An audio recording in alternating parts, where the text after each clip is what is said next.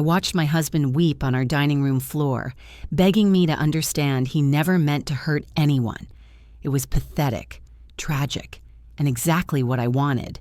3 hours ago, he was toasting to a future without me, thinking he was the smartest man alive.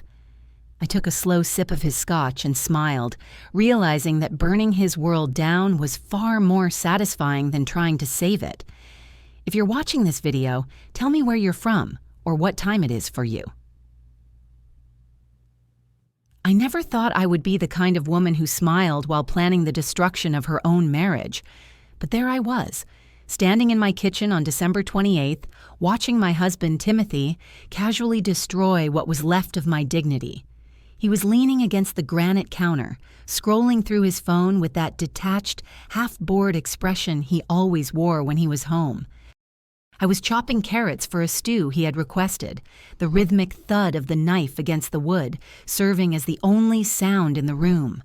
I focused on the orange circles, slicing them into perfect uniform coins. 1, 2, 3. It was meditative. It was safe. It was the only thing keeping me from screaming. "So, babe, I was thinking," Timothy said, not even looking up from his screen. I stopped chopping.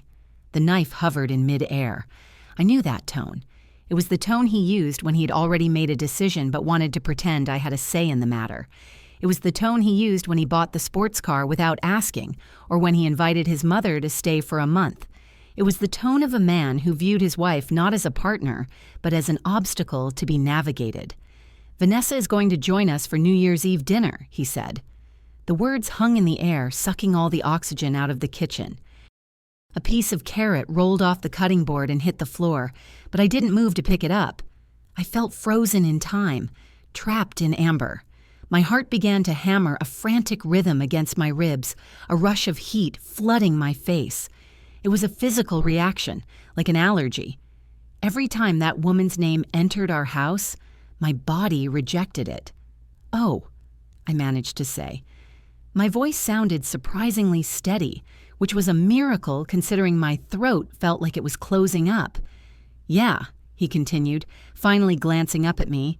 He looked casual, relaxed, as if he hadn't just dropped a bomb into the center of our domestic life. "She mentioned she didn't have plans, and I thought it would be nice. You know, an intimate dinner. Just the three of us. Like old times." I stared at him, trying to process the sheer audacity of the statement. Like old times. He said it with a nostalgic smile, as if old times invoked warm memories of shared laughter and friendship. But my memories of old times were very different. I remembered the way she would touch his arm whenever I left the room.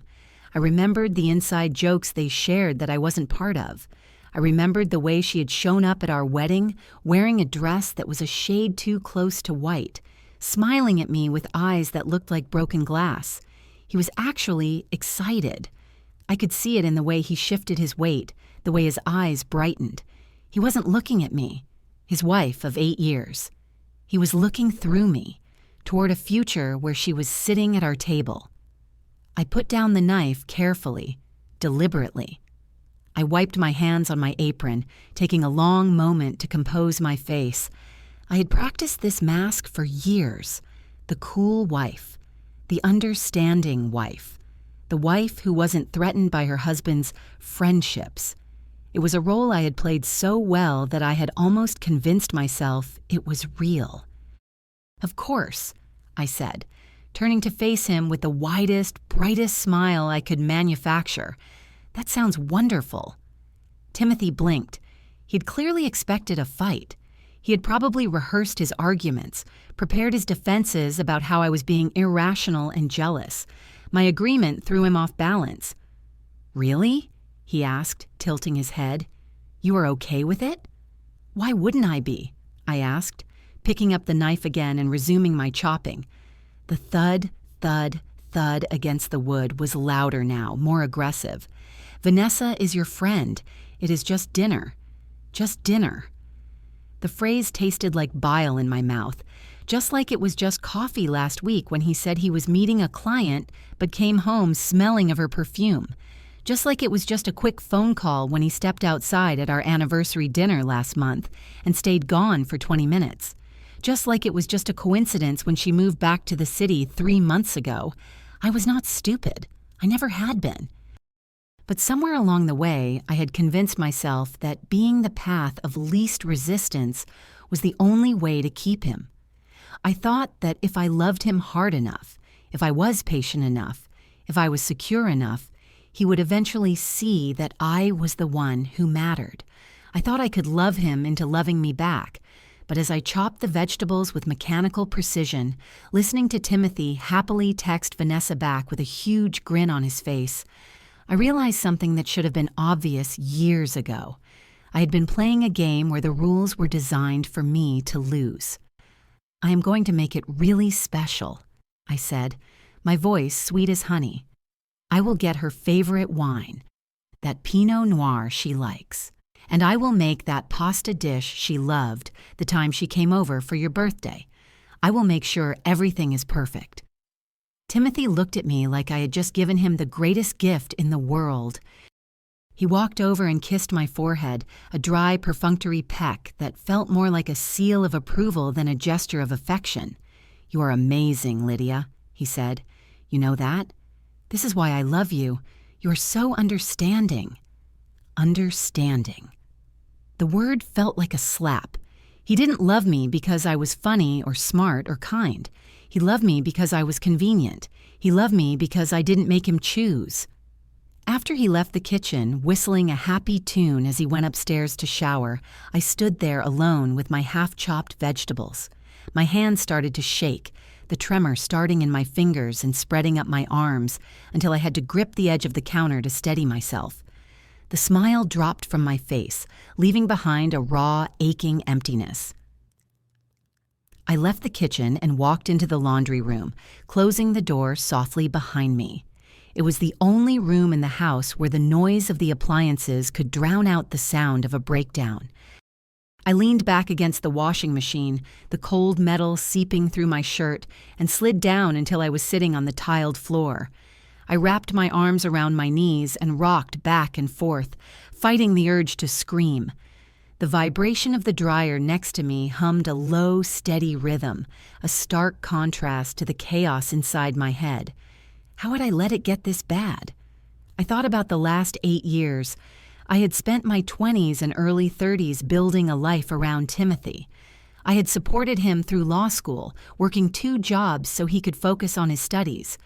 I had moved cities for his career, leaving behind my family and friends. I had decorated this house, hosted his colleagues, remembered his mother's birthday when he forgot. I had made myself small so he could feel big.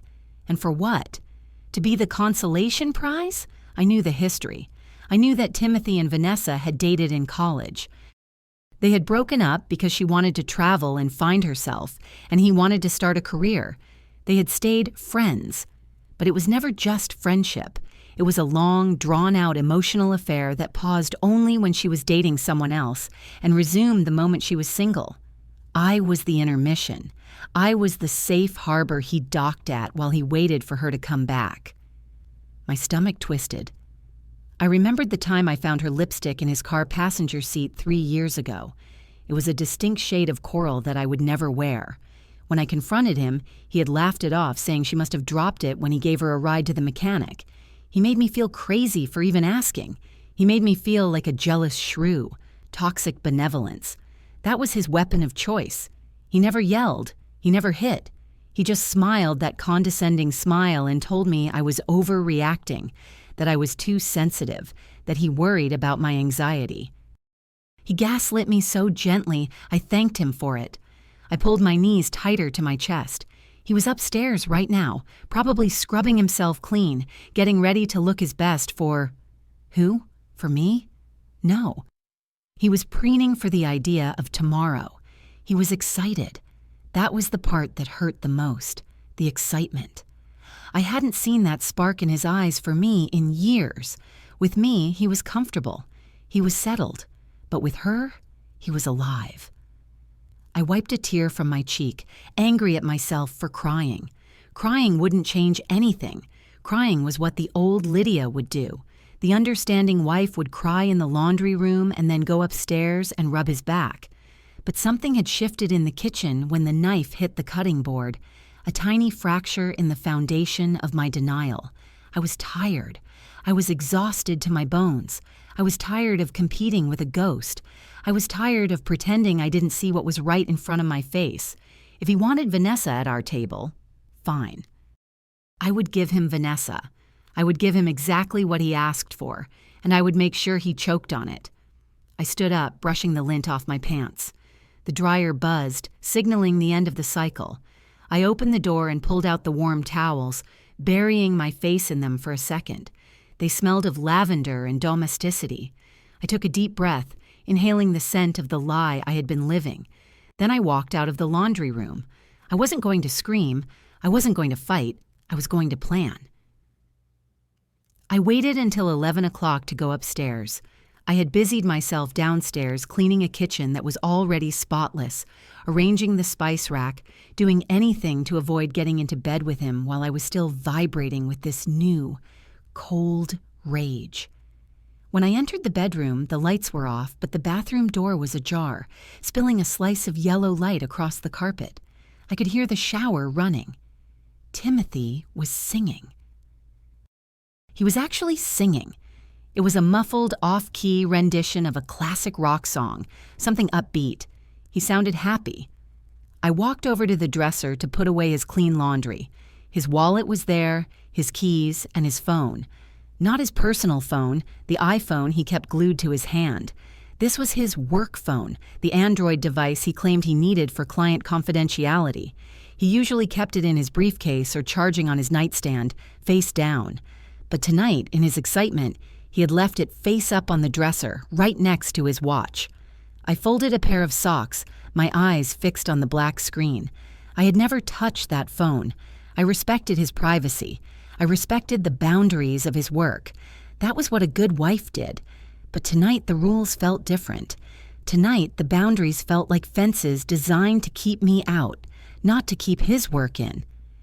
As I placed the socks in the drawer, the phone buzzed against the mahogany wood. It wasn't a ringing sound, just a short, sharp vibration. The screen lit up. I froze. I shouldn't look. If I looked, I couldn't unsee it. If I looked, I became the jealous wife he always accused me of being. But my feet didn't move. I leaned closer, peering at the notification that had popped up on the lock screen. It wasn't a text message. It was a calendar notification. Title, Anniversary. Time, tomorrow, all day. I stared at the word. Anniversary. Our anniversary was in June.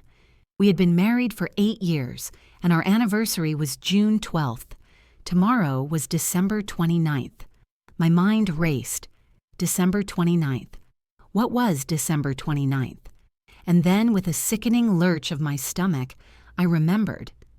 Years ago, when we were first dating, Timothy had told me the story of how he met Vanessa. It was at a ski lodge party just before New Year's. He'd made it sound like a funny anecdote about spilled drinks and a mix-up with coats. I did the math. That party. The date they met. December 29th. He had a calendar reminder for the anniversary of the day he met his ex-girlfriend on his work phone. The shower cut off abruptly. The singing stopped. Panic flared in my chest. I had seconds, maybe less. I grabbed the phone. My fingers were trembling so hard I almost dropped it. The screen was dark again. I tapped it. A keypad appeared demanding a 6-digit PIN. I tried his birthday. Incorrect. I tried the last 4 digits of his social plus his birth month. Incorrect. The bathroom door handle turned. Think, Lydia. Think. If the calendar reminder was for the day they met, maybe the passcode was too. It was sick. It was twisted. It was exactly the kind of sentimental, romantic nonsense Timothy loved. September 15th. That was the date Bradley. No, wait, I was getting ahead of myself. I shook my head, clearing the fog. The date they met was December 29th, but there was another date. A date he had mentioned once when he was drunk, about the first time they... No, that was too obscure. Wait, the day he proposed to me. He had been weird that day, distracted. He had proposed on September 15th. I always thought it was random, but what if it wasn't? What if September 15th was significant for her? I typed in 091500, nothing. I heard the shower door open. I heard the squeak of the hinge. One more try. I looked at the calendar notification again in my mind. Anniversary, December 29th. Maybe it was just the date. Simple. Direct. 122999. December 29th, 99. The year they met. The lock screen dissolved. I was in. I didn't have time to celebrate. I went straight to the Messages app. There were no client names, no Smith v. Jones. There was only one thread that had recent activity. The contact name was listed simply as V. I tapped it. My breath hitched in my throat. I didn't need to scroll far.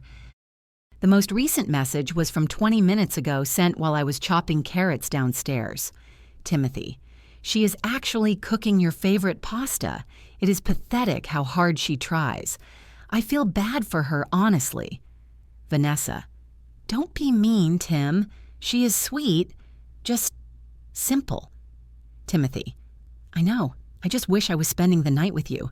Realizing tomorrow is our anniversary has me feeling some type of way. Vanessa, me too. I love you. You know that, right? I always have, even when I shouldn't. Timothy, I know. I love you too. I am counting the minutes. I felt like I had been punched in the gut. The air left my lungs in a painful whoosh. It wasn't just suspicion anymore. It wasn't just paranoia. It was right there, glowing in blue and gray bubbles. Simple. He called me simple. He felt bad for me. I wanted to scream. I wanted to throw the phone through the window.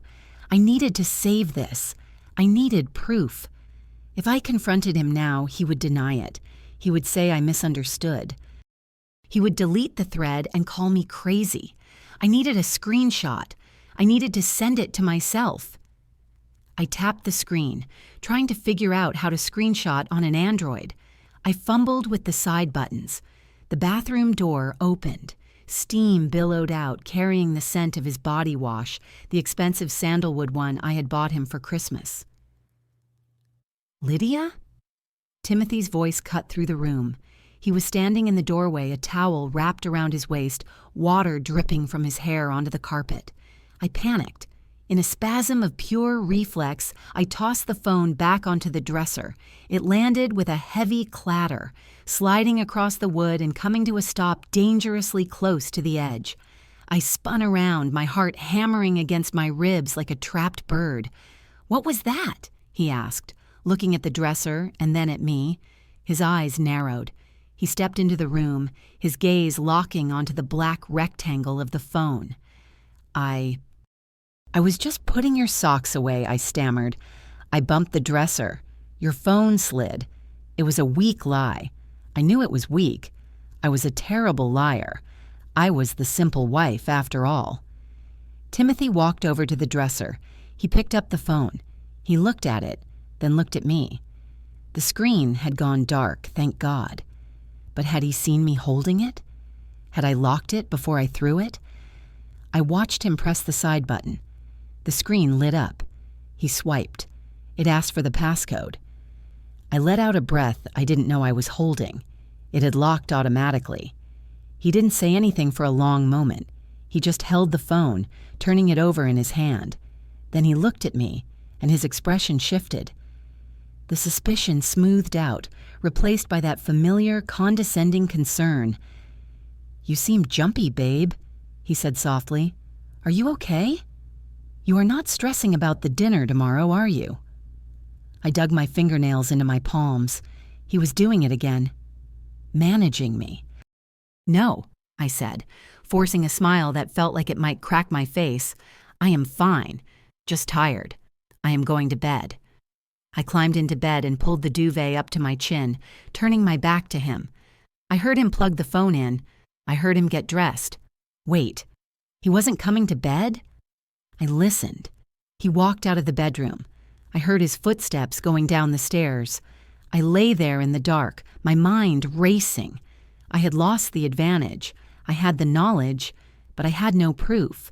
And now, he was suspicious. 20 minutes later, he came back to bed.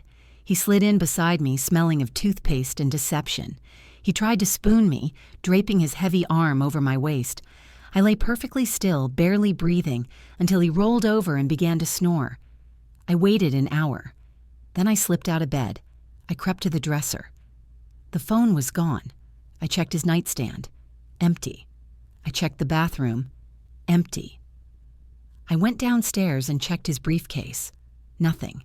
He had hidden it. I stood in the dark living room, the silence of the house pressing in on me. He knew. Or he suspected enough to secure his perimeter. I had seen the truth, but now it was just my word against his. And in the court of our marriage, my word had never been enough. I needed that phone back. I needed those messages. The next morning, December 29th, I woke up with a headache that pulsed behind my eyes like a warning light. Timothy was already gone. He had left a note on the counter. Gone to the gym, then office for a few hours. Can't wait for tonight. Love you. Love you. The words looked like a threat scrawled in blue ink. I grabbed my keys and got into my car. I couldn't be in that house. The walls felt like they were closing in. I drove without a destination for 20 minutes before pulling into the parking lot of a deserted strip mall. I pulled out my phone and dialed Allison. She answered on the first ring. Allison was the kind of friend who answered calls at 6 a.m. or midnight without question. She was messy, loud, and had a moral compass that pointed due north, even if her methods were sometimes questionable. "Girl, please tell me you are calling to say you have come to your senses about that man," Allison said, her voice raspy with sleep. "He invited Vanessa to New Year's Eve dinner," I said flatly. Silence. Then the sound of rustling sheets. "I am sorry." "What?" she asked. "He invited his ex-girlfriend to your intimate holiday dinner? The shark who has been circling your marriage since the Obama administration? That is the one. And you said no, right? You told him absolutely not." I said yes. More silence. Longer this time. Lydia. Honey, have you completely lost your mind?" I gripped the steering wheel. I saw his phone, Allison. "Last night. He has a second phone." I heard her inhale sharply. Oh, honey, I told her everything. The calendar reminder, the passcode. The text calling me simple, the "I love you" exchange. I told her about losing the phone, about him hiding it. When I finished, the silence on the other end was heavy. "Okay," Allison said finally. Her voice was different now, harder. "So we burned the house down, literally or metaphorically. I know a guy who can get us accelerant." I laughed, a dry, brittle sound. "No, that is too easy. He would just play the victim. He would be the grieving widower who lost his crazy wife." "Then what do we do?" I looked out the windshield at the gray winter sky. I thought about the text message. She is sweet. Just simple. I thought about the fiancé, the man Timothy had never mentioned, the man I had met by pure chance at a networking event 2 months ago, Brandon. A man who looked at Vanessa's photo with pure adoration, a man who had no idea his future wife was texting my husband about their anniversary. "I am tired of being the understanding one, Allison," I said quietly. "I am tired of swallowing every little humiliation. So I am going to invite a guest to dinner." "Who?" "Her fiancé." Allison gasped. "She has a fiancé? And Timothy doesn't know?" "Nope. She hasn't told him. And Brandon doesn't know that the old friends she is having dinner with are her ex-lover." I could hear the smile in Allison's voice as it bloomed across the phone line. Oh, that is diabolical. That is beautiful. "I need to get that phone back, Allison. I need the evidence. I need to show Brandon exactly who he is marrying, and I need to show Timothy exactly what he is losing." "We will find it," Allison promised. "I am coming over. We are going to tear that house apart, but first, Invite the fiancé. Lock him in. I hung up the phone. My hands were steady now. The headache was gone, replaced by a clarity I hadn't felt in years. I wasn't simple. I was a woman who had just stopped being polite. I drove to the bank with the air conditioning blasting against my face, trying to freeze the tears before they could start. Crying was a luxury I could not afford. I needed ammunition. The branch was one of those sterile, glass-walled fish bowls that smelled of carpet cleaner and low-yield savings accounts. I walked in, clutching my purse like a shield. I did not have the passcode to Timothy's phone anymore, and I certainly did not have the password to his private email, but I had my name on the joint checking account, and in the state of marital finances, possession was 9/10 of the law. I approached the teller, a woman with graying hair and a name tag that read, Susan. She looked kind.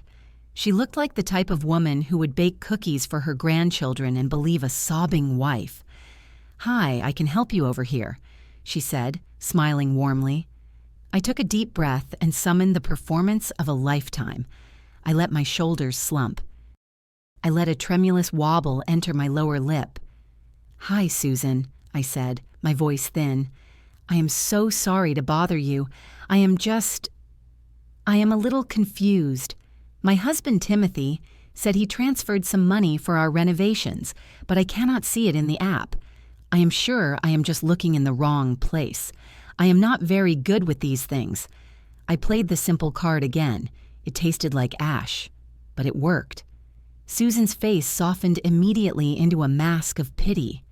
"Oh, honey, do not worry," she said, typing on her keyboard. "Let us take a look. Can I have your debit card?"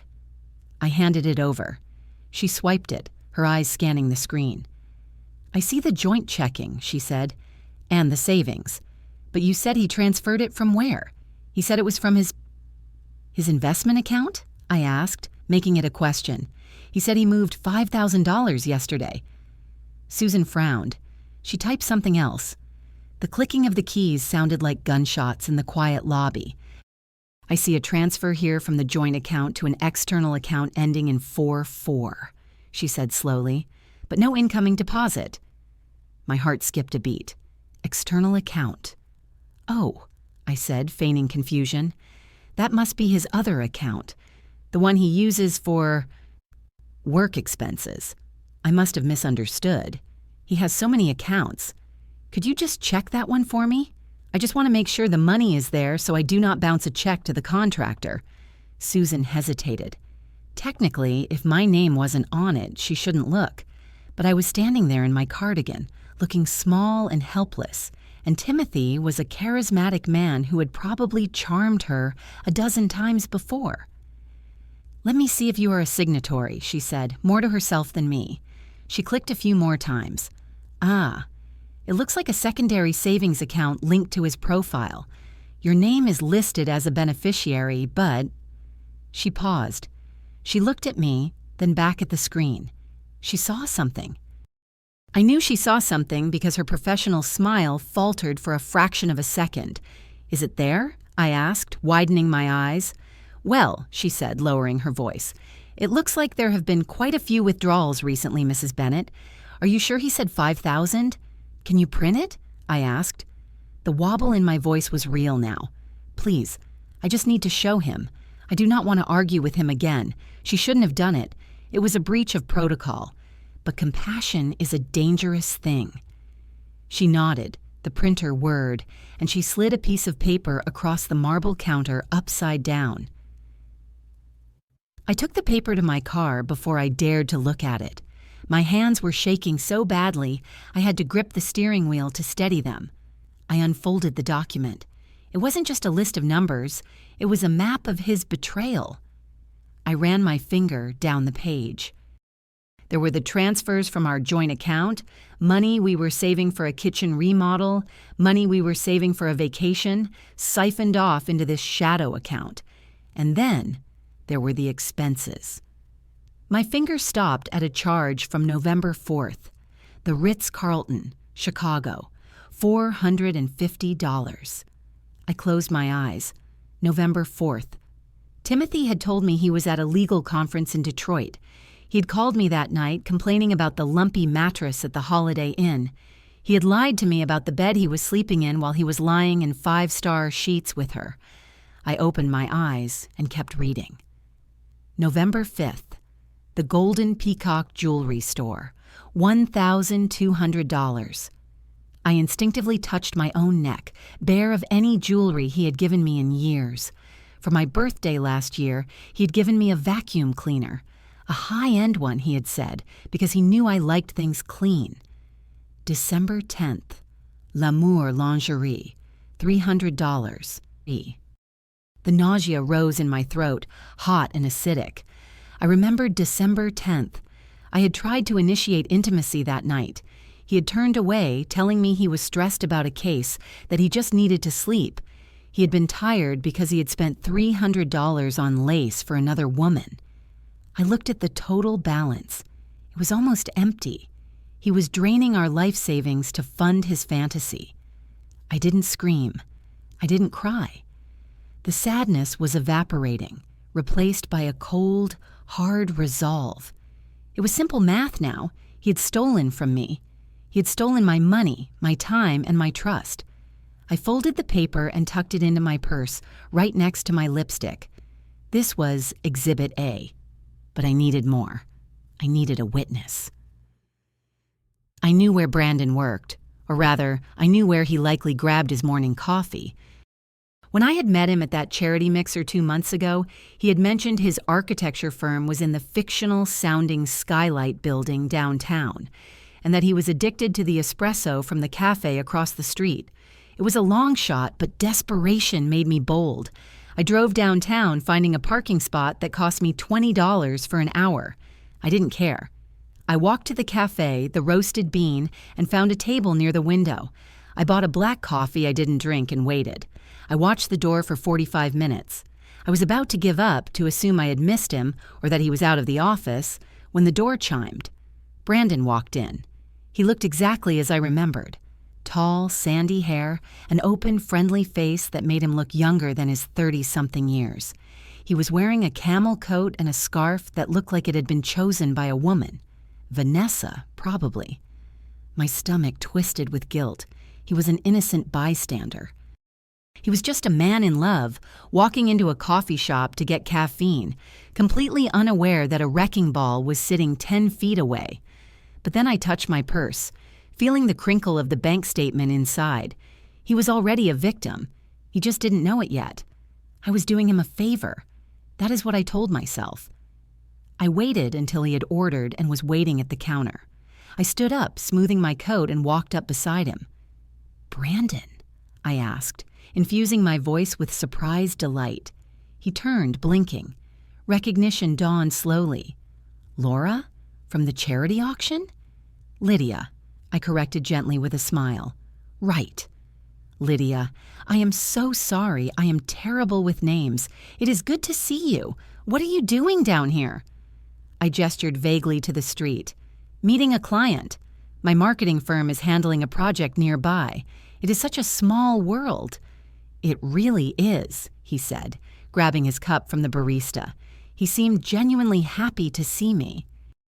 That was the thing about Brandon.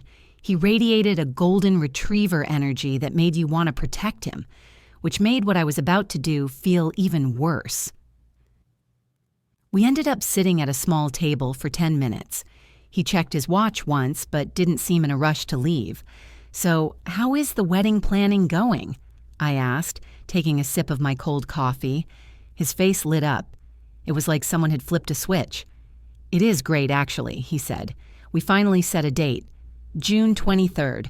Vanessa was... well, she was having some cold feet a few weeks ago. Just nervous about the commitment, I think. But she has been amazing lately." "Oh?" I asked, keeping my face neutral. "What changed?" "She talked to some old friends," he said, oblivious to the irony. "Got some perspective. She realized that what we have is worth fighting for. I am really lucky, Lydia. She is everything." He pulled out his phone. "I want to show you the engagement photos." "We just got the proofs back." He swiped through the gallery and turned the phone toward me. There they were. Vanessa, looking ethereal in a white dress, standing on a beach, looking up at Brandon with a smile that looked completely genuine. And Brandon looking at her like she was the only person in the world. I felt a crack in my chest. She was good. She was terrifyingly good. If I didn't know better, I would believe she loved him. "They are beautiful, Brandon," I said. "You look very happy." "We are," he said, putting the phone away. "We really are." I looked at him, searching for any sign of doubt, any crack in the facade. But there was none. He trusted her completely, just like I had trusted Timothy. I decided then that I wasn't just doing this for revenge. I was doing it for him. He deserved to know that his fiancé was currently texting my husband about their anniversary. I checked my own watch, pretending to be in a hurry. Well, I should probably run. My client hates waiting, but I hesitated, acting as if the thought had just occurred to me. "I assume we will see you tomorrow night." Brandon looked confused. "Tomorrow night? For New Year's Eve," I said. "At our house. Timothy and I are hosting a little dinner." His brow furrowed. I don't think so. Vanessa said she had plans with some friends from college. She said it was a girls' night thing. I let the silence hang for a beat, just long enough for the seed of doubt to be planted, but not long enough for it to bloom into suspicion of me. "Oh," I laughed, a light, airy sound. "That is so funny. She must have wanted to surprise you, or maybe I misunderstood. But she is definitely coming to our house. It is just a small group. Me, Timothy, Vanessa. I assumed you were the plus one." Brandon looked bewildered. He was processing the information. Vanessa said girls' night. I said dinner with Timothy. The stories didn't align. "That is weird," he said slowly. "She was pretty specific." "Well, maybe she thought you wouldn't want to come," I suggested, offering him an out. "It is going to be very low-key, but honestly, Brandon, I would love for you to be there. We have plenty of food, and I know Timothy would love to meet you properly.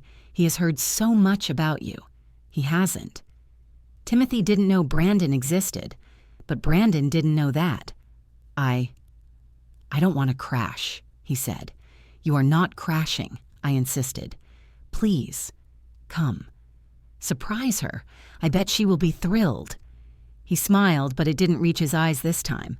The doubt was there now. "Okay," he said. "What time?" 7 o'clock, I said. "Here's the address."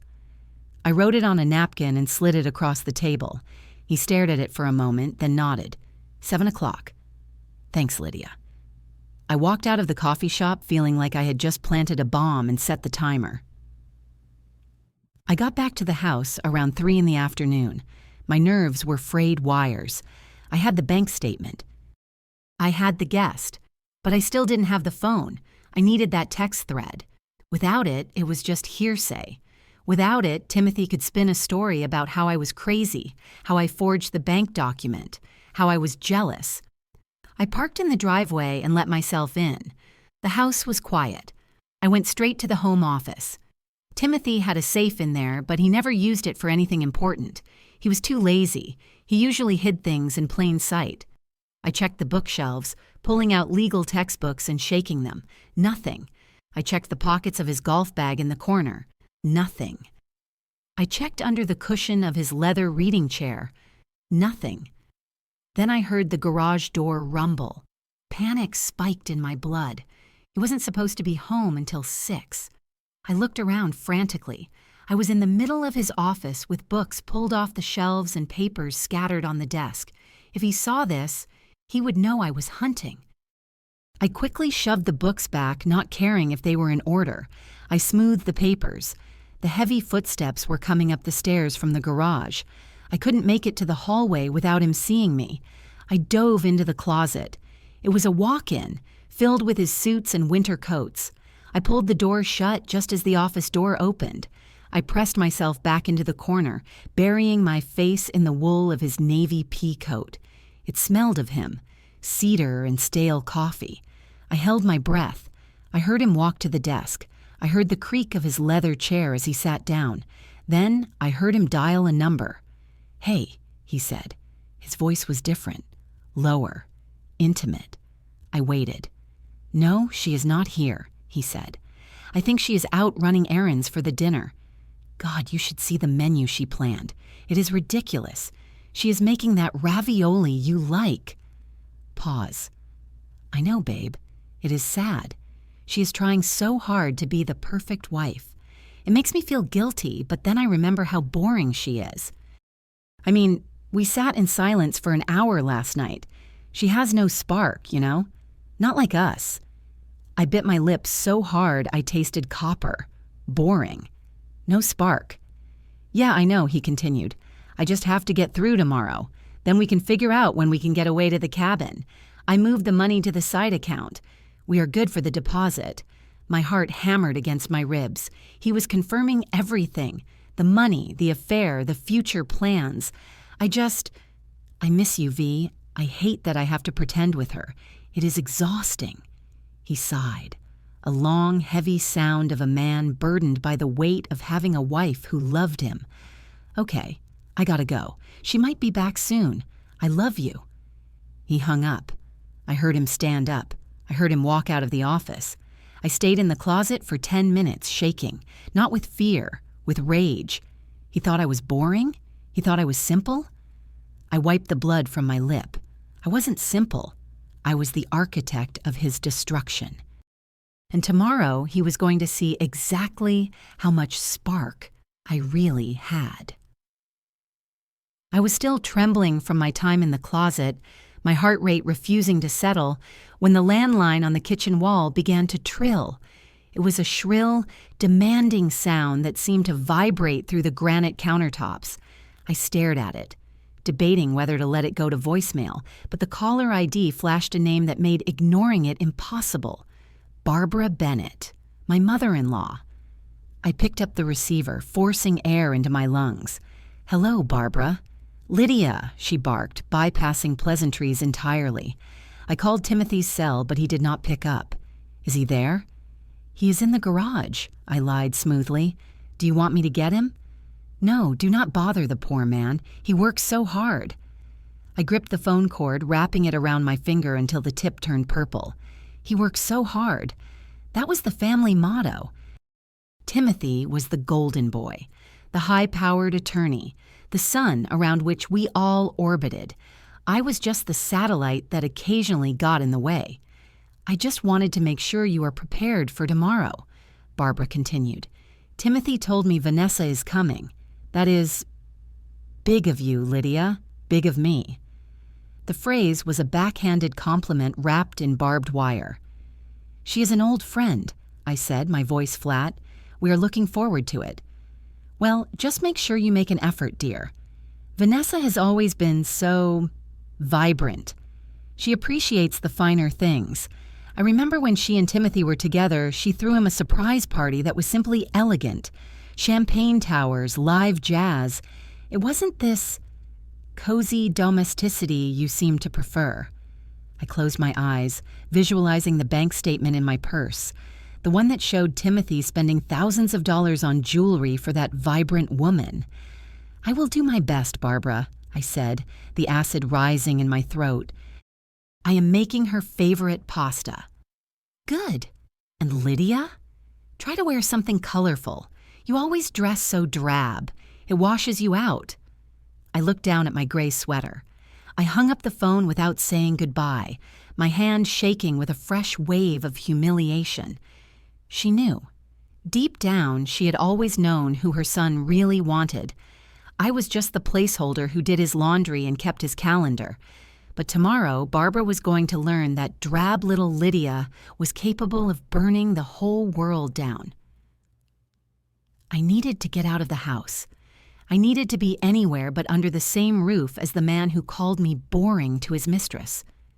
I grabbed my purse, checking twice to make sure the bank statement was buried deep inside the zippered pocket, and headed to the grocery store. I didn't go to the regular supermarket. I went to the high-end market across town, the one where the produce was stacked in artistic pyramids and the cheese counter smelled like money. If I was going to execute this dinner perfectly, I needed ingredients that screamed effort. I moved through the aisles with mechanical precision: butternut squash, imported ricotta, fresh sage, a bottle of Pinot Noir that cost more than my weekly gas budget. I filled the cart, tossing in items recklessly. Truffle oil? Why not? Handmade chocolates? Absolutely. I reached the checkout counter, placing my items on the belt. The cashier was a young girl with bored eyes and chipped nail polish. She scanned everything slowly, the total climbing higher and higher on the digital display. "That will be $243, she said, popping her gum. I pulled out the joint credit card, the platinum one Timothy insisted we use for points. I swiped it through the reader, staring at the ceiling, thinking about the look on Vanessa's face when she realized I knew about the engagement. The machine let out a low, angry buzz. The cashier looked at the screen, declined. My stomach dropped to my shoes. I felt the heat rush up my neck, coloring my cheeks. "That is impossible," I said, forcing a laugh. "Try it again. It must be the chip." She sighed, a heavy, dramatic sound, and swiped it again. Buzz. "Not authorized," she read aloud, her voice flat. "Do you have another card?" I could feel the eyes of the woman behind me burning into my back. A line was forming. I could hear a man sigh impatiently. I don't understand," I stammered. I tried to pull up the banking app on my phone, but my hands were shaking so bad I kept typing the wrong password. Finally, I remembered the paper in my purse. The statement. I didn't need the app. I knew exactly why the card was declined. He had maxed it out. He had transferred the liquidity to his secret account and run up the credit limit on hotels and jewelry. There was nothing left for groceries. There was nothing left for me. I looked at the cashier, who was now tapping her fingers on the counter. "1 second," I whispered. I reached under the floor mat of the driver's side of my car, mentally, of course, remembering the stash. No, I had moved it. I reached into the lining of my purse, finding the small slit I had cut years ago. I pulled out a wad of cash, $500, my emergency fund, my running away money.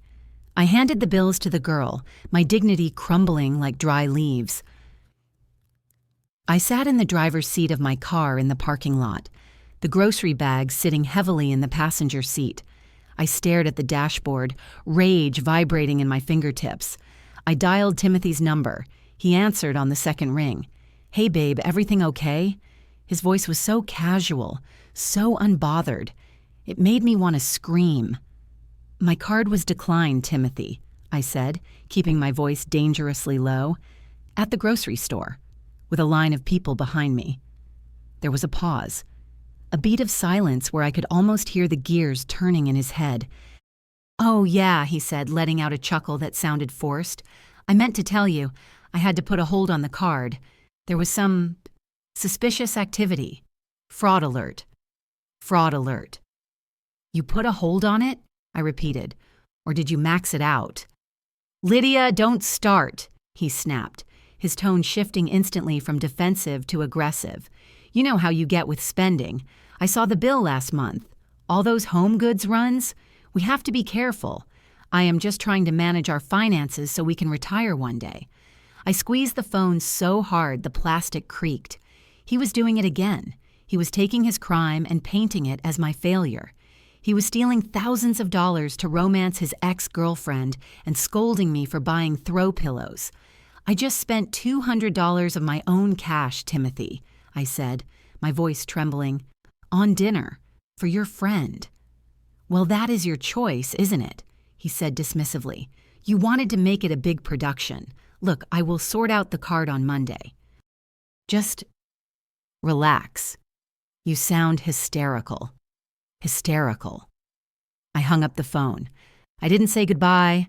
I didn't scream. I just ended the call and sat there in the silence of the parking lot. He thought I was hysterical. He thought I was a nuisance to be managed. I looked at the grocery bags. I had paid for my own humiliation with money I had saved to escape him. The irony was bitter, but it fueled me. I wasn't just cooking dinner anymore, I was cooking his last meal. I pulled into the driveway just as Allison's beat-up Honda Civic sputtered to the curb.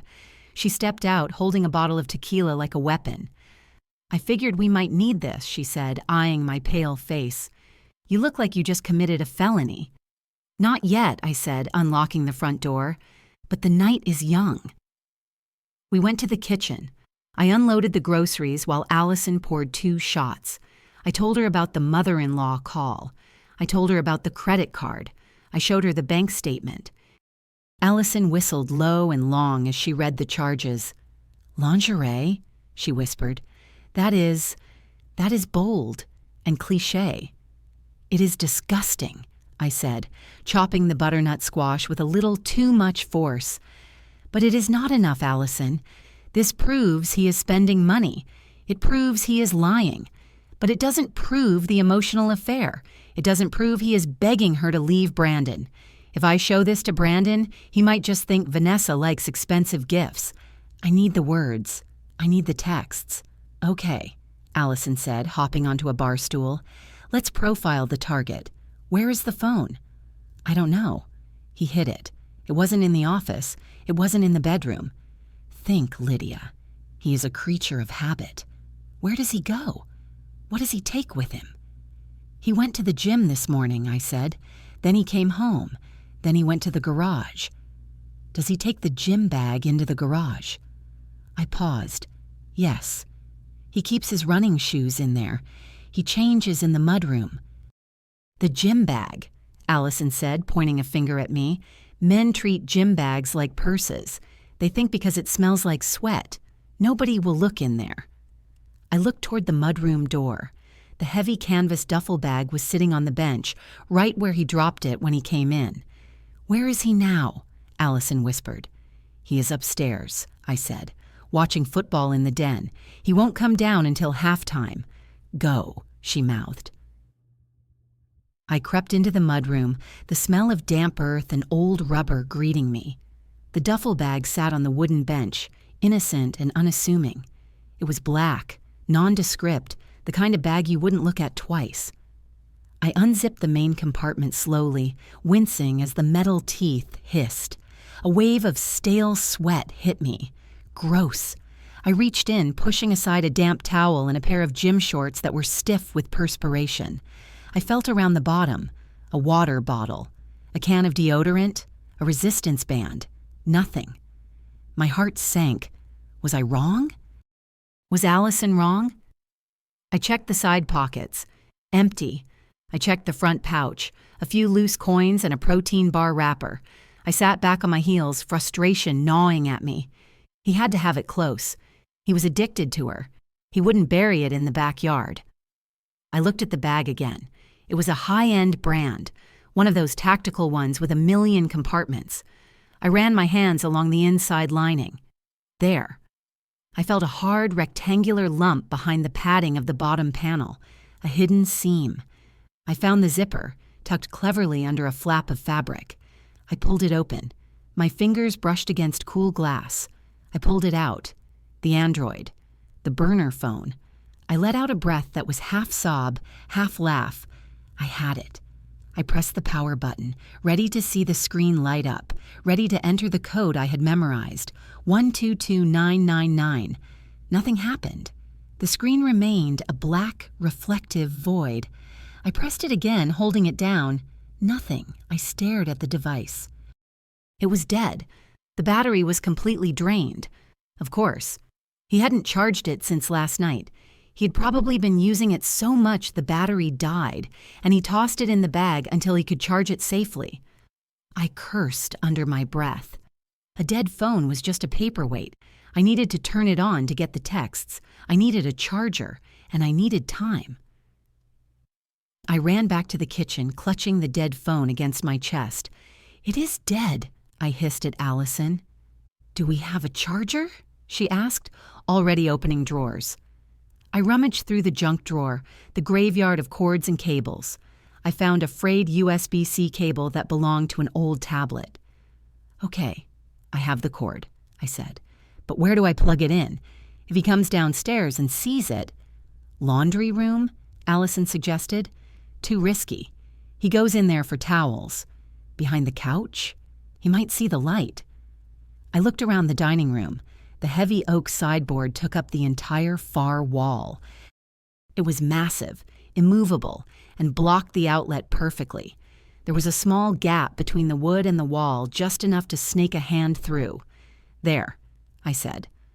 I rushed over, dropping to my knees. I reached behind the heavy furniture, scraping my knuckles against the rough plaster. I found the outlet by feel, jamming the plug in. Then I fished the cord up and balanced the phone on the very edge of the baseboard, hidden completely by the bulk of the cabinet. I plugged it in. A battery icon flashed on the screen. Red, empty, 0%. "How long?" Allison asked, hovering over me. "I don't know. 10 minutes? 15 to get enough juice to boot up and export the chat?" We heard a thud from upstairs. Footsteps, heavy and slow. "He is coming," I whispered, scrambling to my feet. We adjusted the table runner. We moved a vase. We tried to look like two women casually preparing for a dinner party, not two conspirators hiding a bomb. Timothy walked into the kitchen, scratching his stomach. He looked at Allison, then at me. "Hey, Allison," he said, opening the fridge and grabbing a beer. "Helping with the prep?" "I am just the sous chef," Allison said, her voice tight. "Lydia is the mastermind." Timothy grunted, taking a sip. "Smells good. Try not to burn it." He walked past us, heading into the living room. He walked right past the dining room. He walked 3 feet away from the sideboard where his secrets were currently siphoning electricity from the wall. I held my breath until he turned the corner. 10 minutes, I told myself. I just needed 10 minutes without him noticing his other life was waking up. I watched the second hand on the wall clock tick past the 12, marking exactly 10 minutes. The silence in the house was heavy, broken only by the muffled sounds of the football game from the living room and the aggressive way Allison was stress-eating the expensive prosciutto I had bought. "He's going to want another beer soon," Allison whispered, her mouth full. "I can hear him shifting around. The commercial break is starting." My stomach tightened. If Timothy walked into the dining room and saw a white cord snaking behind the sideboard, it was over. He would find the phone, realize I knew, and the gaslighting would begin before I had the evidence to stop it. "I have to get it," I said. I wiped my hands on a dish towel and walked into the dining room. I moved with forced casualty, though my legs felt like lead. I reached the sideboard just as the floorboards in the hallway creaked. "Lydia?" Timothy called out. "Do we have any pretzels?" He was coming. Panic flared hot and bright. I couldn't reach behind the furniture without looking suspicious. I was exposed. Allison appeared in the doorway holding the tequila bottle. "Whoops!" she shouted a little too loudly. She deliberately knocked her hip against the door frame, fumbling the bottle so it slipped from her grasp. It didn't shatter, it was sturdy glass, but it hit the hardwood with a deafening thud and rolled loudly across the floor, spinning toward the hallway. "Oh my God," she yelled. "My clumsiness." Timothy stopped. I heard him sigh, the heavy, annoyed sigh of a man inconvenienced by women. "Jesus, Allison, watch the floors." While his attention was on the rolling bottle, I dropped to my knees.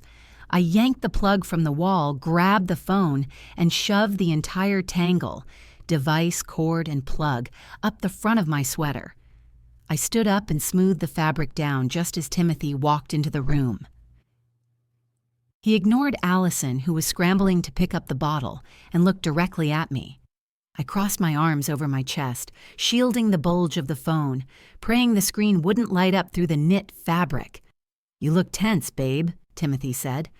He walked over to me, reaching out to tuck a stray hair behind my ear. His touch made my skin crawl, but I forced myself to stand still. "You have that little vein popping out on your forehead," he continued, his voice dripping with a sickeningly sweet concern. "You really should try to relax. You know how your stress affects everyone else. It brings down the energy of the house." I stared at him. He was cheating on me, stealing my money, and planning a life with another woman, yet he was lecturing me on my vibe. I am just focused, Timothy, I said, my voice tight. I want everything to be nice for your friend. He smiled, a patronizing tilt of his lips. That is sweet, but don't overdo it. You know you get overwhelmed easily. I don't want you to have one of your episodes. Just smile more, okay? It makes you prettier. He patted my cheek, actually patted it, and turned back to the kitchen to grab his pretzels. I waited until he was gone, then turned and sprinted silently into the downstairs powder room, locking the door behind me with a trembling hand. I pulled the phone out. It was warm against my skin. I pressed the power button. The manufacturer logo appeared. Then the lock screen. Battery level, 4%. I had minutes, maybe seconds before it died again. I typed in the code, 122999. The padlock icon unlocked. The home screen opened. I didn't waste time scrolling. I went straight to the messaging app, opened the thread with V, and tapped the 3 dots in the corner. My fingers flew across the glass, clumsy with adrenaline. Select all. Export chat. The phone lagged. A spinning circle appeared in the center of the screen, mocking me. Come on, I whispered, come on. The battery icon turned from red to an alarming, flashing, empty symbol. The sharing menu finally popped up. I selected email. I typed in my own email address, my fingers slipping on the small keys. I hit send. The progress bar at the top of the screen moved with agonizing slowness. Sending. I heard Timothy's voice outside the door. Lydia, you in there? I held my breath. Just a minute, I called out, flushing the toilet to mask the silence. The bar hit 100%. Sent. I quickly went to the sent folder in his email app and swiped left to delete the message. Then I went to the trash folder and emptied it. I was scrubbing the crime scene while the body was still warm. As soon as the empty trash notification cleared, the screen went black. The phone died. I slumped against the door, the cold wood pressing into my back. I had it. I had the entire history of their betrayal sitting in my inbox. I shoved the dead phone back into my pocket. Later, I would sneak it back into his gym bag. For now, I had some reading to do. I waited until Timothy went to the garage to smoke a cigar, another habit he hid from me, before I dared to open the file on my own phone. I sat in my car in the garage, the only place I felt truly private, and opened the PDF attachment. It was 300 pages long. I didn't start at the beginning. I scrolled to the dates that mattered. I looked for the days when I had been struggling, the days I had needed him most. I found a conversation from last October.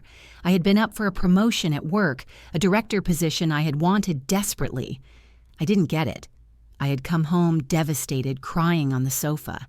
Timothy had held me, told me it was their loss. I read what he texted Vanessa 10 minutes after holding me. Timothy. She is crying again. Didn't get the job. Vanessa. Oh, poor thing.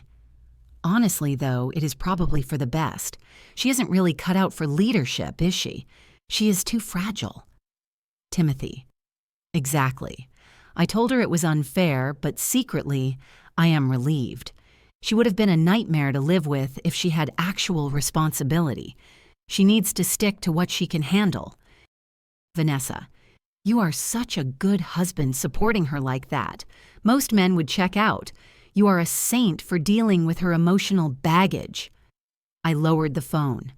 A sound escaped my throat, a raw, guttural noise that sounded like an animal in a trap.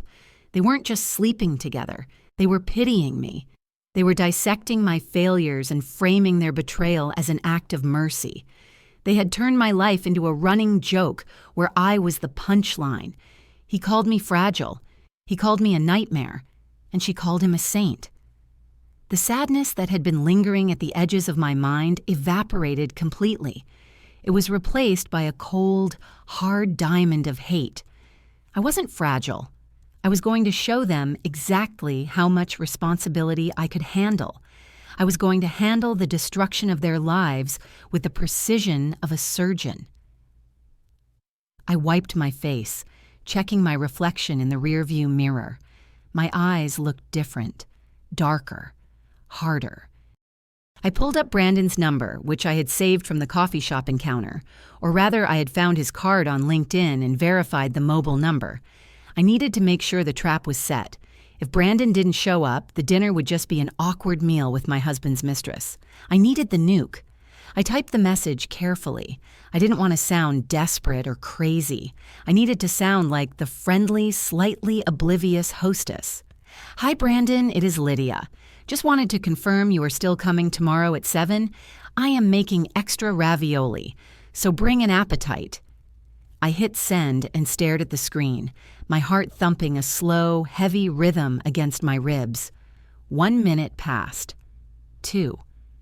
What if he had talked to Vanessa? What if she had convinced him I was lying? What if he decided it was too weird? My phone buzzed. Brandon. "Hey, Lydia. Thanks for checking. I will be there." Vanessa is still being weirdly secretive about her plans, so I think a surprise is exactly what we need. "See you at 7. I let out a breath. He was coming. The cast was assembled. The stage was set. I deleted the text thread with Brandon just in case Timothy decided to snoop through my phone for once in his life. I got out of the car and walked back into the house. Timothy was coming in from the backyard smelling of cigar smoke and mints. "Hey," he said, looking at me with that same glazed, patronizing expression. "You feeling better?" "You looked a little manic earlier." I smiled at him. It was a real smile this time, terrifying and sharp.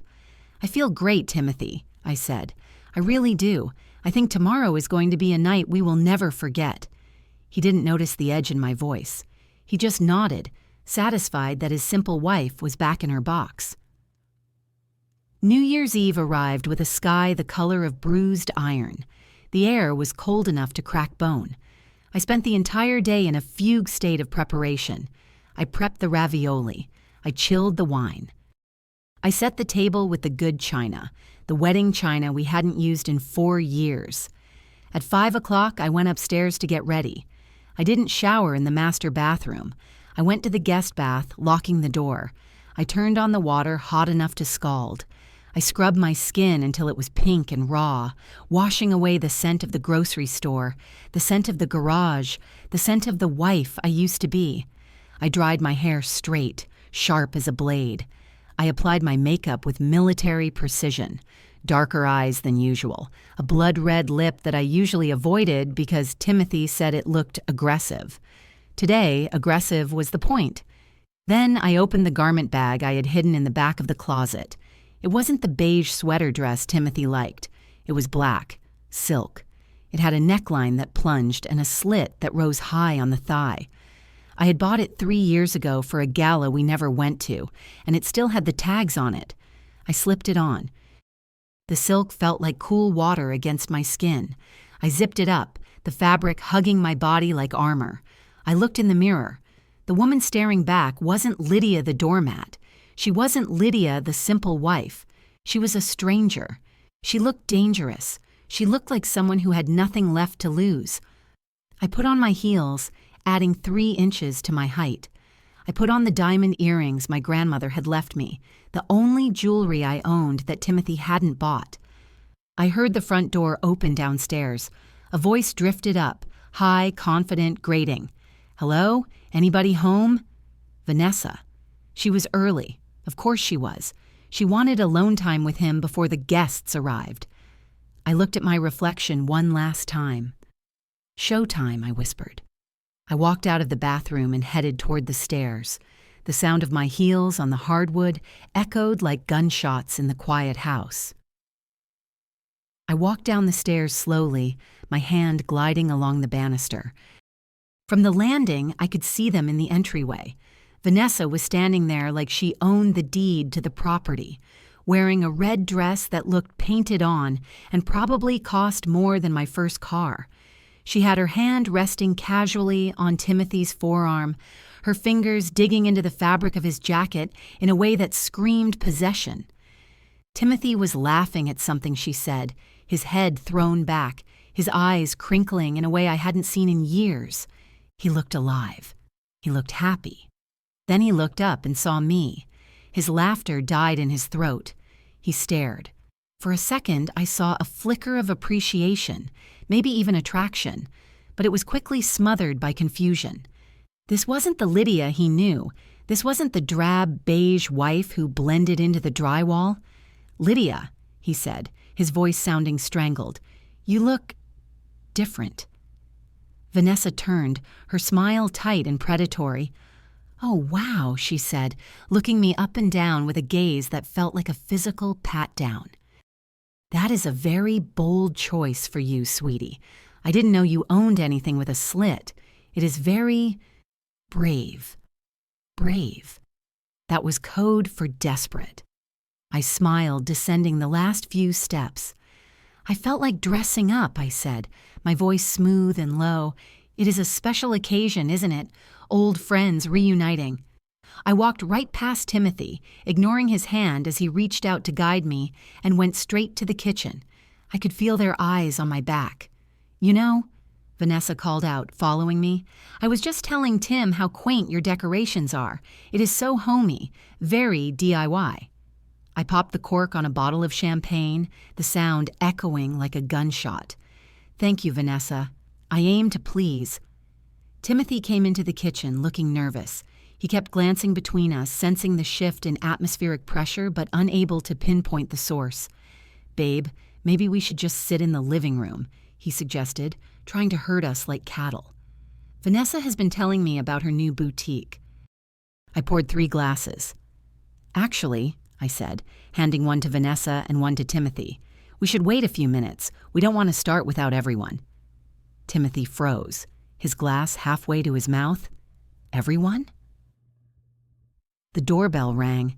It was exactly 7 o'clock. Brandon was punctual. I liked that about him. The sound cut through the tension like a knife. Timothy lowered his glass, his brow furrowing. "Who is that?" he asked. "Did you invite the neighbors?" I took a slow sip of my champagne, enjoying the bubbles bursting against my tongue. "No, not the neighbors. I just thought, since we were having such an intimate dinner, it was rude not to include everyone significant in our lives." I walked to the door. My heart was hammering against my ribs, but my hands were steady. I could hear Timothy and Vanessa whispering frantically behind me. I gripped the cold metal handle. This was it. The point of no return. I pulled the door open. Brandon stood there, holding a bottle of expensive scotch and looking handsome in a charcoal coat. He smiled when he saw me, but his eyes darted past my shoulder, looking for his fiancée. "Lydia," he said warmly, "Happy New Year." I stepped aside, sweeping my arm wide. "Happy New Year, Brandon. Come in." He stepped into the foyer. I watched the scene unfold in slow motion. I watched Brandon walk into the living room. I watched him spot Vanessa, and I watched the blood drain out of 2 faces simultaneously. Vanessa dropped her champagne flute. It didn't break, but it bounced on the rug, splashing sparkling wine all over her red dress. "Brandon?" she whispered. Her voice was a squeak, barely audible. Timothy looked like he had been struck by lightning. He looked at Brandon, then at Vanessa, then at me. His mouth opened and closed, but no sound came out. "Surprise," Brandon said, though his smile faltered as he took in the scene. "Lydia invited me. She said you wanted to surprise me, but..." "Wow, V. You look shocked." I closed the front door and locked it. The silence in the living room was heavy enough to crush bone. Vanessa was staring at me with eyes that promised murder. Timothy was wiping his forehead with a cocktail napkin, his complexion turning a sickly shade of gray. "Lydia invited you?" Vanessa asked, her voice trembling with suppressed rage. I walked into the room, picking up the fallen champagne glass. "I didn't want to ruin the surprise," I said innocently. "But when I ran into Brandon yesterday, it just seemed silly for him to be alone on New Year's Eve while you were here with us." Brandon moved to Vanessa, leaning in to kiss her cheek. She flinched. Actually flinched away from him. Brandon paused, hurt flashing across his face. He straightened up and turned to Timothy, extending his hand. "You must be Timothy," he said. "I have heard..." "Well, actually, Vanessa hasn't mentioned you much, but Lydia says you guys go way back." Timothy stared at the hand like it was a loaded gun. He had to shake it. If he didn't, he looked insane. He reached out, his hand shaking visibly. "Yeah," he croaked. "Way back. College." "Nice to meet you," Brandon said, gripping Timothy's hand firmly. He looked around the room, sensing the weird energy but attributing it to the surprise. "Great place. Lydia was telling me you guys are doing some renovations." Timothy pulled his hand back as if he'd been burned. "What?" "No, we aren't renovating." "Oh," Brandon said, confused. "Lydia mentioned you moved some funds around for a project. Maybe I misunderstood." I smiled at Timothy over the rim of my glass. "Just a little project I am planning, Tim. I haven't bored you with the details yet." Timothy looked at me, and for the first time I saw genuine fear in his eyes. He knew. He didn't know how much I knew, but he knew the game had changed. Vanessa recovered first. She was a survivor. I would give her that. She pasted a smile on her face that was terrifying in its artificiality. "Well, this is a surprise," she said, linking her arm through Brandon's, though her body remained rigid. I wanted tonight to be about catching up with old friends. I didn't want to bore you with college stories, babe." Brandon laughed, but it sounded forced. "I don't mind college stories. I want to know everything." I clapped my hands together. "Wonderful. Let's sit down. I have appetizers, and I am dying to hear about the wedding." We moved to the dining room. I had set the table strategically. Me at the head, Timothy at the foot, Brandon and Vanessa facing each other across the center. There was nowhere to hide. I brought out the ravioli, Vanessa's favorite. I placed the steaming bowl in front of her. "Butternut squash with sage butter," I said sweetly. "Timothy told me it is the only thing you order at that Italian place on 4th Street. The one with the private booths in the back?" Vanessa picked up her fork. Her hand was shaking. I haven't been there in years." "Really?" I asked, taking my seat. "That is strange. I saw a charge for it on the bank statement last month. November 4th, I think?" Timothy choked on his water. He coughed violently, pounding his chest. Brandon looked concerned. "You okay, man?" Timothy waved a hand, his face red. "Fine. Just went down the wrong pipe." "Must be the stress," I said, unfolding my napkin. "Timothy has been working so late recently. Late nights at the office, conferences in hotels. It takes a toll, doesn't it, honey?" Timothy glared at me. His eyes begged me to stop. "Don't do this," they screamed. "Not here, not now." But I was just getting started. "So, Brandon," I said, turning to the unsuspecting fiancé, "tell us about the proposal. I heard it was romantic." Brandon beamed, happy to be on safe ground. "Oh, it was great. We were in Cabo. I had the ring in my pocket for 3 days. I was so nervous." "When was this?" I asked. "September," he said. "September 15th. I turned to Timothy. "September 15th. That is funny. Do you remember that date, Tim?" Timothy stared at his plate. "No." I took a bite of my salad. "I do. You came home so late that night. You told me you were working on the Peterson case. You were so distracted. You actually forgot to eat dinner." I looked at Vanessa. "You must have been texting him the good news, right?" "That is why he was so distracted?" Vanessa slammed her fork down. Loud. "Okay, Lydia," she snapped. "We get it. You are trying to be—" "What? Clever? It is unbecoming." Brandon looked at her, shocked. "V? What is wrong with you?" "She is just stressed, Brandon," I said soothingly. "Wedding planning is hard, especially when you are having cold feet." "I am not having cold feet," Vanessa shouted. "Really?" I asked. "Because I recall Timothy telling me just yesterday that you were crying to him about feeling trapped." The room went silent. Brandon slowly turned to look at Vanessa. "You told him you felt trapped?" he asked, his voice quiet. "No," Vanessa cried. She looked at Timothy. Tell him she is lying." Timothy opened his mouth. He looked at me. He looked at the ruin of his life. He stammered. "Tell him, Timothy," I commanded. My voice wasn't loud, but it had the weight of a judge's gavel. "Tell him about the phone call. Tell him about the anniversary text." "Lydia, stop," Timothy whispered. "Please. You are having an episode. You are not well." An episode. He was still trying to gaslight me. He was still trying to win. I pulled out my phone. "I am feeling perfectly well, Timothy," I said. "In fact, I have never been more lucid."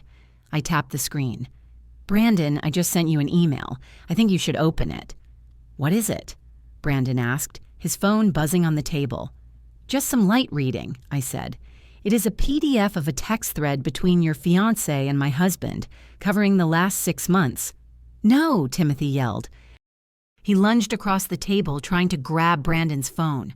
Brandon was faster. He snatched the phone up and stood, backing away from the table. He looked at Timothy's desperate, sweating face, and he knew. He knew it was true. He opened the file. The room was silent except for the sound of Timothy's heavy breathing and Vanessa's quiet sobbing. I watched Brandon's eyes scan the screen. I watched him read. I saw him flinch when he read the part about the jewelry. I saw him pale when he read the part about the hotel room. Then he stopped scrolling. He looked up at Vanessa. "You told him I was boring?" Brandon asked. His voice cracked. "You told him I was safe and boring and that you had to be drunk to sleep with me?" Vanessa covered her face with her hands. "Brandon, please. It was just talk. It was just a fantasy. A fantasy," Brandon shouted. "You told him you loved him yesterday. You told him you were counting the minutes until you could leave me." He scrolled further. He looked at Timothy. "And you," he spat, "you think your wife is a nightmare? You think she is fragile?" He turned the phone so the screen faced Timothy. "Read it. Read what you wrote about her." Timothy wouldn't look. He sank into his chair, defeated. I stood up. I walked over to Timothy and leaned down, whispering in his ear. "I read it, Tim. I read the part where you called me simple. I read the part where you said you were relieved I didn't get the promotion." I straightened up and looked at the three of them. "You know what the funny thing is?" I asked. "I paid for this dinner with my own money because you maxed out our credit cards buying her earrings." I looked at Vanessa. "I hope you like them. They cost us our retirement fund." Vanessa looked at Timothy. "You said you had plenty of money. You said you were leaving her." "I am," Timothy yelled. "I was going to." "But you didn't," I said. "You were never going to leave me, Timothy, because I was the safety net. I was the one who paid the bills and washed the clothes while you played out your little fantasy." I walked to the front door and opened it wide. The cold winter air rushed in. "Get out," I said. Brandon didn't hesitate. He walked to the door. He stopped in front of Vanessa. "We are done," he said. "Don't come to the apartment. I will ship your things to your mother's." He walked out. Vanessa stood up, tears streaming down her face. She looked at Timothy, waiting for him to save her, waiting for him to stand up and declare his love. Timothy didn't move. He was staring at the tablecloth. "You coward," Vanessa hissed. She grabbed her purse and ran out the door, her heels clicking frantically on the pavement as she chased after a man who was already gone. I slammed the door shut and locked it. I turned back to the dining room. Timothy was still sitting there. He looked small. He looked pathetic. "Lydia," he said softly, "we can fix this." I laughed. It was a genuine laugh. "Fix this?" I asked. "Timothy, I just nuked it from orbit. There's nothing left to fix." He stood up, trying to regain some of his height, some of his authority. "You can't kick me out," he said. "This is my house." "Actually," I said, picking up my purse, "I already spoke to a lawyer this afternoon.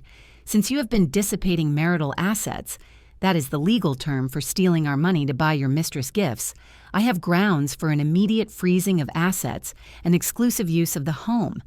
I pulled out a folded piece of paper I had printed at the library after the grocery store. "This is a notice. You can leave voluntarily, or I can call the police and show them the bank statements proving financial abuse." Timothy stared at me. He looked for the simple wife. He looked for the fragile woman who cried in the laundry room. She wasn't there. "You planned this," he whispered. "You planned the whole thing." "Yes," I said. "I did, and it was the most competent thing I have ever done." He looked at the door. He looked at me. "Where am I supposed to go?" he asked. "Vanessa won't take me." I took a sip of my champagne. "I don't know, Timothy, but you are a smart man. I am sure you will figure it out. You can handle the responsibility." He left. He grabbed his coat, walked out into the snow, and I locked the door behind him. I walked back to the dining room. The candles were still burning. The ravioli was cold. I sat down at the head of the table. I was alone. The house was quiet. I picked up my fork and took a bite of the pasta. It was delicious. Update. 3 months later, the divorce was finalized last week. It turns out that when you present a judge with 300 pages of text messages and proof of $40,000 in stolen funds, proceedings move quickly. Timothy tried to fight for the house, but his lawyer, embarrassed by the sheer volume of evidence, advised him to settle. He is living in a studio apartment on the edge of town now. I heard from a mutual friend that he tried to call Vanessa, but she blocked his number. She moved back to her parents' house in Ohio. As for me, I sold the house. It smelled too much like him. I bought a small condo in the city with a balcony that overlooks the park. I got that promotion, by the way. I reapplied 2 weeks after the dinner, and without the weight of a husband dragging me down, I nailed the interview. I was sitting on my balcony this morning, drinking coffee and reading a book when my phone buzzed. It was a text from an unknown number. "I miss you. I made a mistake." I looked at the message. I didn't feel angry. I didn't feel sad. I didn't feel anything at all.